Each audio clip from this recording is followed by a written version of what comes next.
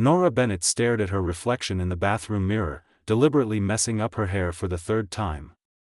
The dark circles under her eyes needed no enhancement after another sleepless night grading math tests from her third-grade class. She pulled on her oldest hoodie, the gray one with the faded university logo and a small coffee stain near the pocket that never quite washed out. Perfect. Her best friend Cassidy had set up this blind date with enthusiasm that bordered on aggressive. "He's different, Nora. Just give him one chance." But Nora had heard that line before. 3 years ago, she had given someone a chance. That someone had proposed, borrowed money for a business venture, and disappeared with both the ring and her savings. The debt still followed her like a shadow, making every grocery trip a calculated decision. The strategy of low expectations. The cafe sat on the corner of Maple and Fifth, the kind of place that smelled like cinnamon and old books. Nora arrived 15 minutes early, claiming the back booth where the lighting was dim enough to hide her lack of effort. She ordered black coffee, no sugar, and settled into the worn leather seat. This was her system now. Dress down completely. Show up looking like someone who had given up on trying. If the man left within 10 minutes, she saved herself an evening of fake smiles and hollow conversation. If he stayed despite her appearance, maybe he had something real underneath his own surface. Through the rain-streaked window, she watched people hurry past with umbrellas blooming like mushrooms. The world moved fast outside, but in here, time felt suspended. Nora sipped her coffee and waited, mentally preparing her exit strategy. Headache. Sick cat.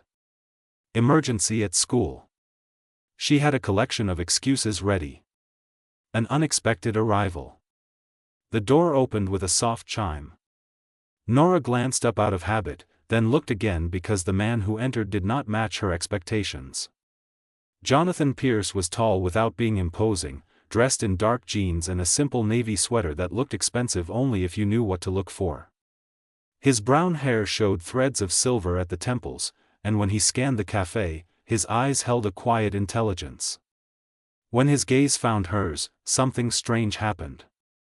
He smiled. Not the polite acknowledgement smile or the barely concealed disappointment smile. A real smile that reached his eyes and made small creases appear at their corners. Nora looked down at herself again. The ratty hoodie. The worn jeans with the permanent grass stain on the knee from playground duty. Her hair thrown into a messy ponytail without care. This was the moment most men made their polite excuses. Jonathan walked straight to her table. First impressions without filters. He extended his hand. "Nora?" His voice carried warmth without trying too hard. She shook his hand, searching his face for signs of regret or surprise. Nothing. Just genuine interest. "You found me," she said, her tone challenging. "Though I should warn you, if you need to leave, the door is right there." No hard feelings. Jonathan pulled out the chair and sat down, completely unbothered. "Why would I leave? I just got here." Nora blinked. "Most people at least pretend to think about staying. You are not running screaming from my fashion choices." He glanced at her outfit briefly, then back to her face. "I did not come here for your fashion choices. I came to meet you." The response caught her off guard. She had built an entire defense system around this moment, and he had just walked past all her walls without seeming to notice they existed. Nora felt something shift inside her chest, a tiny crack in the armor she had so carefully constructed. Real conversation begins. They ordered more coffee. The barista brought 2 slices of apple pie without being asked, and Jonathan accepted both with a thank you that sounded genuine. He pushed one plate toward Nora. "So," he said, leaning back in his chair. "Tell me something real. Not the first date script. Something true." Nora considered lying, then decided against it. "I am a third-grade teacher. I have student loan debt. I live in a small apartment with a cat who hates everyone including me most days. I dress like this because I am tired of people who only care about appearances. Jonathan nodded slowly, processing her words. That must have taken courage to say out loud. Or stupidity, Nora replied. Depending on how you look at it. I look at it as honesty, Jonathan said. Which is rare enough to be valuable. They talked as the afternoon stretched into evening.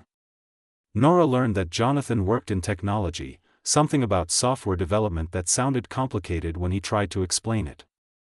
He asked about her students, and she found herself telling stories about the chaos of 8-year-olds discovering multiplication.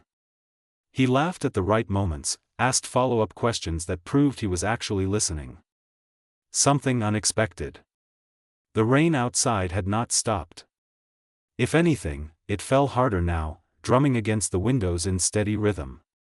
Inside the cafe, the lights grew warmer as daylight faded.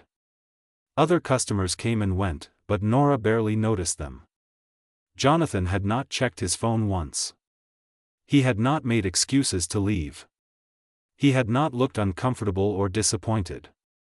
Instead, he sat across from her with complete attention, as if she was the only person in the world worth talking to in that moment. When Cassidy texted asking how it went, Nora ignored her phone. Can I be honest with you? Jonathan asked as they split the bill. That seems to be the theme of this afternoon, Nora said. When I walked in and saw you sitting there, he paused, choosing his words carefully. I thought, finally. Someone who is not performing. Someone real. Nora felt her throat tighten. You understand this was a test, right? I dressed like this on purpose to see if you would stay. I know, Jonathan said softly. And I am still here. The walk home. He offered to walk her home. The rain had softened to a drizzle, and the streets gleamed under the streetlights.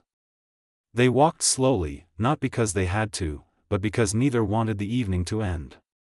At her apartment building, Nora turned to say goodbye and found herself not wanting to. Can I see you again? Jonathan asked. Nora studied his face in the dim light. Behind him, the city continued its endless movement, but right here, right now, everything felt still and certain. Yes, she said. But next time, I might actually brush my hair. Jonathan laughed. Whatever makes you comfortable. Though for the record, you look perfect exactly as you are. As Nora climbed the stairs to her apartment, she realized something had changed. For the first time in 3 years, she felt hope stirring in her chest. Not the desperate hope that demanded guarantees, but the quiet kind that whispered maybe this time could be different. She did not know yet that the man she had just met carried secrets of his own. She did not know about the wealth he hid or the loneliness that came with success. But she knew one true thing as she fell asleep that night. Jonathan Pierce had seen her at her worst and had not looked away.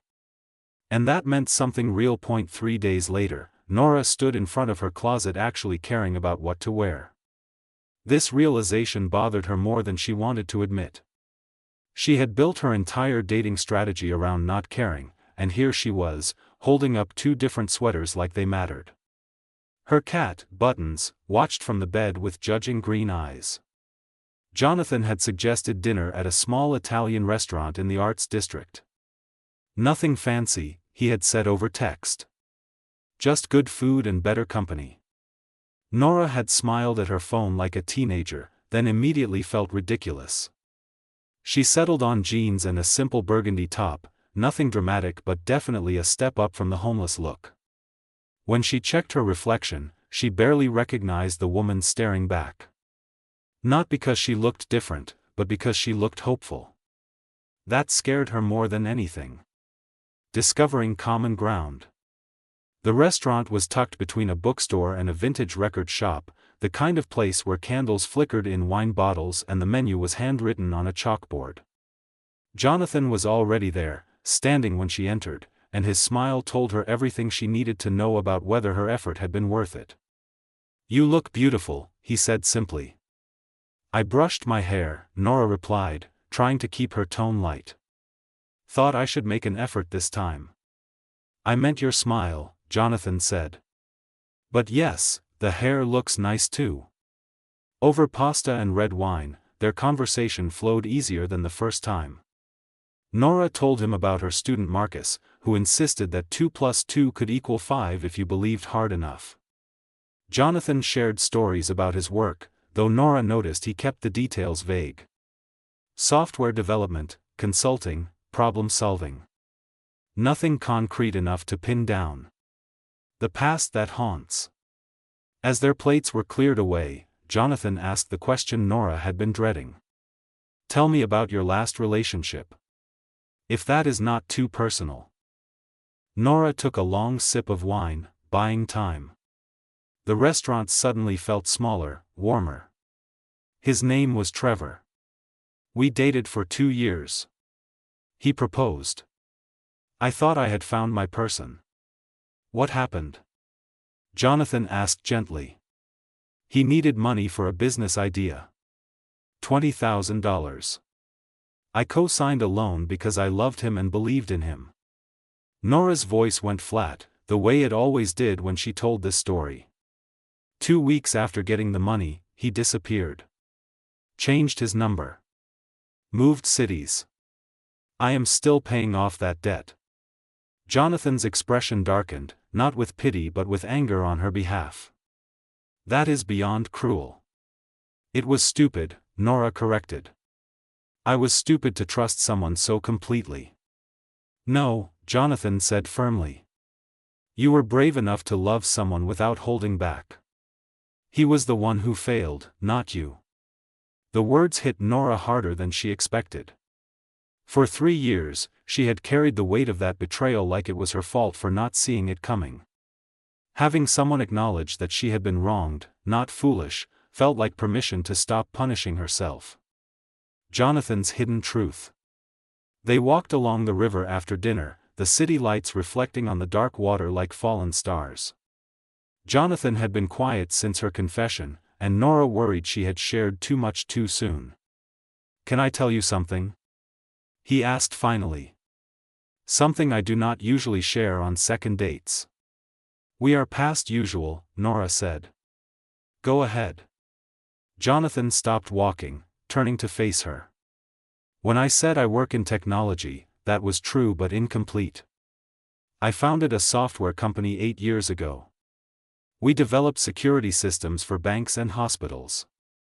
Last year, we sold to a larger corporation. Okay, Nora said slowly, not understanding why this required such a serious tone. The sale was for $42 million. The words hung in the air between them. Nora's brain struggled to process the number. 42 million. She looked at Jonathan standing there in his simple jeans and sweater, and none of it made sense. You are a millionaire, she said flatly. Technically yes, Jonathan replied. Though most of it is invested or tied up in other ventures. But yes, I have more money than I will ever need. The fear of being used. Nora took a step back, her mind racing. Why are you telling me this? Why now? Because I like you, Jonathan said. And I do not want secrets between us. But also because this is usually where everything falls apart. He sat down on a nearby bench, and after a moment, Nora joined him. The river continued its endless flow, indifferent to human complications. Every relationship I have had since the sale follows the same pattern, Jonathan continued. At first, they do not know. We have normal dates, normal conversations. Then they find out about the money, and everything changes. Suddenly, they are more interested. More available. More everything. But they are not interested in me anymore, just what I represent. His voice carried a loneliness that Nora recognized because she felt it too. Different reasons, same result. Two people who had learned that love often came with conditions. Understanding each other. I spent $20,000 learning that people lie about who they are, Nora said quietly. You spent $42 million learning the same lesson. Jonathan looked at her, surprised, then laughed. A real laugh that echoed across the water. When you put it that way, maybe we both paid too much for the same education. Definitely too much, Nora agreed. Though your version came with better returns. They sat in comfortable silence, watching the river. Nora's mind spun with this new information. Jonathan was wealthy beyond anything she had imagined. He could have anyone, go anywhere, do anything. And yet here he sat on a public bench, looking as lonely as she felt. Does this change things? Jonathan asked. Between us? Nora considered the question honestly. Does it change that you made me laugh about Marcus and his creative math? Does it change that you listened to my stories about playground drama like they mattered? Does it change that you are the first person in 3 years who made me want to brush my hair? No, Jonathan said softly. Then no, it does not change things, Nora replied. Though I am buying dinner next time, and you have to act impressed even if the place only has paper napkins. Building something real. They met twice more that week. Once for coffee where they argued playfully about whether dogs or cats made better pets. Once for a walk through the farmer's market where Jonathan insisted on buying flowers from every vendor because Nora admired them. Each time they met, Nora felt the walls she had built around her heart cracking a little more. Jonathan was patient with her fears, never pushing, always giving her space to retreat when intimacy felt too scary. And each time she retreated, he simply waited, proving through action that he was not going anywhere. On their 5th date, as they sat in her tiny apartment with Buttons grudgingly accepting Jonathan's presence, Nora asked the question that had been bothering her. Why me? You could date anyone. Models, executives, people who fit your world. Why choose someone still paying off debt, living in a studio apartment with a mean cat? Jonathan set down his coffee cup, his expression serious. Because when I walked into that cafe, you were the first person in years who did not want anything from me. You actually hoped I would leave. That was the most honest thing anyone had offered me in a long time. The shift. That night, after Jonathan left, Nora sat by her window watching the city lights. She had spent 3 years protecting herself, building walls, testing people before they could hurt her. But protection came with a price. It kept out the bad, but it also kept out the good. Jonathan had somehow slipped past her defenses by simply being honest about his own. 2 damaged people, both afraid of being used, both lonely at the top of their respective mountains. His mountain was made of money. Hers was made of self-protection. But the view from both was equally isolating. Her phone buzzed with a text from Jonathan. Thank you for tonight. For seeing me, not just the numbers in my bank account. Nora typed back quickly. Thank you for seeing me, not just the walls I built to keep people out.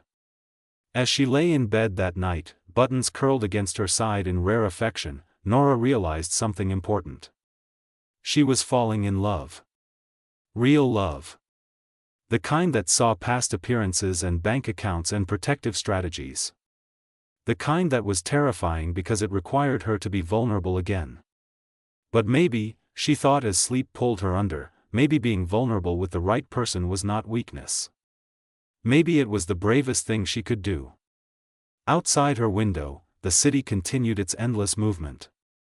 And somewhere across town, Jonathan lay awake thinking the exact same thoughts. 6 weeks into their relationship, Nora received a phone call that changed everything. She was sitting in her classroom after hours, cutting out paper shapes for tomorrow's geometry lesson, when her phone rang with an unknown number. Miss Bennett? This is Patricia from Sterling Financial Group. I am calling about your outstanding loan with account number ending in 4738. Nora's stomach dropped. The Trevor debt. She had been making minimum payments for 3 years, watching the interest pile up faster than she could chip away at the principal. Hello, yes. I have been making my payments on time. We understand that, Miss Bennett. However, I am calling to inform you that your loan has been paid in full as of this morning. Your account balance is now 0. The scissors slipped from Nora's hand, clattering against the desk. That is impossible. That loan has $18,000 left on it. Had $18,000, Patricia corrected cheerfully. Someone made a full payment this morning. You should receive confirmation documents within 5 business days. Congratulations, Miss Bennett. You are debt-free. Nora sat frozen after the call ended, her mind racing through possibilities. Only 3 people knew about that debt. Her parents, who were living on retirement savings. Her friend Cassidy, who was drowning in her own student loans. And Jonathan, who had 42 million reasons to think 18,000 was nothing. Her phone felt heavy as she pulled up his contact. They had plans for dinner that evening, but suddenly waiting felt impossible. The confrontation. Jonathan answered on the second ring. Hey, I was just thinking about you. Still good for 7? Did you pay off my loan? Nora asked, her voice shaking. Silence stretched between them. In that pause, Nora felt her heart breaking because the silence was answer enough. Can we talk about this in person? Jonathan asked finally. Yes, Nora said. We definitely need to talk about this in person. She drove to his apartment for the first time, an address he had given her weeks ago but she had never visited. The building was in the expensive part of downtown, all glass and steel and doormen in uniforms. The elevator required a key card for the top floor. Of course it did. Jonathan opened the door before she could knock, his expression a mix of concern and guilt. Nora walked past him into an apartment that could have fit 5 of hers inside it. Floor-to-ceiling windows showed the entire city spread out like a glittering map. Abstract art hung on walls. Furniture that probably cost more than her car filled the space with careful precision. This is your real life, she said, turning to face him. This is who you actually are. Understanding intentions. Nora, let me explain, Jonathan started, but she held up her hand. $18,000, she said. You paid off my debt without asking me. Without even telling me. I know. Jonathan ran his hand through his hair, a gesture she had learned meant he was anxious. I know I should have asked first. But I have been watching you stress about money for weeks. Choosing the cheapest menu items. Worrying about your car making strange noises but not being able to afford the mechanic. I just wanted to help. Help? Nora's voice rose despite her efforts to stay calm. Jonathan, that debt was mine to handle. Mine to fix. You had no right to just swoop in and solve my problems like I am some charity case. You are not a charity case, Jonathan said firmly. You are someone I care about deeply who was suffering because of someone else's cruelty. I had the power to end that suffering, so I did. But you did not ask me, Nora repeated. You made a huge decision about my life without including me in it. Do you understand how that feels? How it makes me feel like I do not have control over my own existence. Jonathan's expression crumbled. I did not think about it that way. I just saw someone I love hurting and wanted to make it stop. The word love hung in the air between them, spoken for the first time but landing in the middle of an argument. Nora felt tears burning behind her eyes. The real fear. She sank onto his expensive couch, suddenly exhausted. Do you know what Trevor did? Before he disappeared with my money? He bought me gifts. Expensive ones. A necklace I never wore because it felt too extravagant. Dinners at restaurants I could not afford. He made me feel taken care of, right up until the moment he took everything. Jonathan sat beside her, careful to leave space between them. I am not Trevor. I know that, Nora said. In my head, I know that. But my heart is terrified. Because this, she gestured at the apartment, at him, at everything, this is so far outside my world. You can solve problems with money that I have to fight through. And part of me wonders when you will get tired of my small life and my small problems. Jonathan's vulnerability. Jonathan was quiet for a long moment. Then he stood and walked to the window, looking out at the city below. When I sold my company, everyone told me I had won. That I had achieved the dream. Financial freedom. Security for life. The ability to do anything I wanted. He turned back to face her. But money did not make me happy, Nora. It made me lonely. Every person who came into my life after that wanted something from me. Investments. Business opportunities. A lifestyle they could not afford on their own. I started to feel like an ATM machine with a heartbeat. His voice cracked slightly. Then I walked into a cafe 6 weeks ago and met a woman who literally hoped I would leave. Who tested me by looking her worst because she was tired of people wanting her for the wrong reasons. And I thought, finally. Someone who understands that real connection has nothing to do with money. Nora felt her anger softening, but the hurt remained. So why pay off the debt? Why not just let me struggle through it myself? Because watching you carry that weight when I could lift it felt wrong, Jonathan said. But you are right. I should have asked. I should have talked to you first instead of assuming I knew what you needed. The choice. Nora stood, walking to the window beside him. The city stretched out below them, millions of lives intersecting and separating in patterns too complex to predict. Do you know what the worst part is? She asked quietly. Tell me. Part of me is so relieved I could cry. That debt has been crushing me for 3 years. Every month, watching my paycheck disappear into something that was not even my fault. And you made it go away with probably less thought than I put into buying groceries. She looked at him. But another part of me feels like I lost something. The right to solve my own problems. The pride of eventually paying it off myself. Does that make sense? Perfect sense, Jonathan said. And I am sorry for taking that choice away from you. They stood together in silence, the city lights blinking like distant stars. Nora felt the weight of a decision settling on her shoulders. She could walk away now, protect herself from the risk of loving someone whose world was so different from hers. Or she could stay, trust that his intentions came from love even when his actions missed the mark. Choosing love. I need you to promise me something, Nora said finally. Anything. No more big financial gestures without talking to me first. If you want to help, ask me. Let me decide. Let me keep my agency even if you have the power to solve things with money. I promise, Jonathan said immediately. And I will make you another promise. I will never make you feel small because of the difference in our bank accounts. Your life is not small, Nora. It is full and meaningful and exactly what I want to be part of. Nora felt the tears finally spill over. I am still angry about the loan. You have every right to be.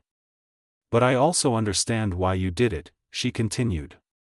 And I think maybe I am a little bit in love with you, which makes this whole thing more complicated. Jonathan's expression transformed, hope lighting up his features. You love me? I said a little bit, Nora clarified, but she was smiling now through her tears. Do not let it go to your head. Too late, Jonathan said, pulling her into his arms. Way too late for that. Building a future. They talked until midnight, working through the complicated reality of their relationship. Nora admitted her fears about being seen as someone who wanted his money. Jonathan confessed his terror that she might leave once she fully understood how different their worlds were. We make this work by being honest, Nora decided. Painfully, awkwardly honest. Even when it is uncomfortable. Especially when it is uncomfortable, Jonathan agreed. Over the following months, they learned to navigate their differences. Nora let Jonathan pay for nice dinners but insisted on splitting grocery bills. Jonathan learned to ask before helping, respecting her need for independence. They fought about money and pride and who got to be the strong one, but they always came back to each other. The transformation. 8 months after their first meeting, Nora stood in front of her classroom watching her students file in for the day. She wore a new dress, bought without guilt because the debt was gone and her savings were finally growing. But more than that, she wore confidence like armor. Not the defensive kind she had wielded before, but the quiet certainty of someone who knew her worth. Her phone buzzed with a text from Jonathan. "Good luck with parent-teacher conferences tonight. I will pick you up after with coffee and sympathy." Nora smiled. He had learned her world, showing up to school plays and art shows, sitting in tiny chairs during classroom parties. She had learned his, attending business dinners and charity events, wearing borrowed confidence until it became real. That evening, after the last parent left, Nora found Jonathan waiting outside the school. He held 2 coffee cups and wore the smile she had fallen in love with that rainy afternoon. "How did it go?" he asked. "Marcus's mom thinks her son is a mathematical genius," Nora reported. "I did not have the heart to tell her he still counts on his fingers." "He has time to figure it out," Jonathan said, handing her the coffee. They walked to his car, hands intertwined, and Nora realized something profound. Love had not fixed all her problems or erased her past. But it had given her something better. A partner who saw her fully and chose her anyway. Someone who understood that real wealth had nothing to do with bank accounts and everything to do with finding a person who made ordinary moments extraordinary. Love wins. 6 months later, Jonathan proposed in the same cafe where they had first met. No elaborate plans, no expensive restaurant. Just the 2 of them in the back booth where Nora had once sat in her ratty sweatshirt hoping he would leave quickly. "I fell in love with you in this booth," Jonathan said, holding a simple ring. "Not despite your walls, but because you were brave enough to build them after being hurt. Will you marry me?" Nora looked at the ring, then at the man holding it, then at the booth where everything had started. She thought about the journey they had taken, the walls that had come down, the trust they had built brick by careful brick. "Yes," she said. "But I am keeping my job and my mean cat, and you are not allowed to buy the school a new playground without asking me first." "Deal," Jonathan laughed, sliding the ring onto her finger. Outside, rain had started falling again, just like it had on that first afternoon. But this time, Nora did not mind the rain. She had learned that some storms brought more than just wet streets and gray skies. Some storms brought the exact person you needed, showing up right when you had stopped hoping anyone would stay. As they left the cafe hand in hand, Nora glanced back at the booth one final time. That scared, guarded woman in the old sweatshirt felt like a different person now. Not because a millionaire had fallen in love with her, but because she had been brave enough to fall in love back. That was the real transformation. Not the paid-off debt or the financial security. But the courage to believe that she deserved love that saw beyond appearances, beyond bank accounts, beyond all the protective walls she had built. And in believing it, she had found it. The rain fell softly as they drove home together, toward a future built on honesty, respect, and the kind of love that wins everything in the end.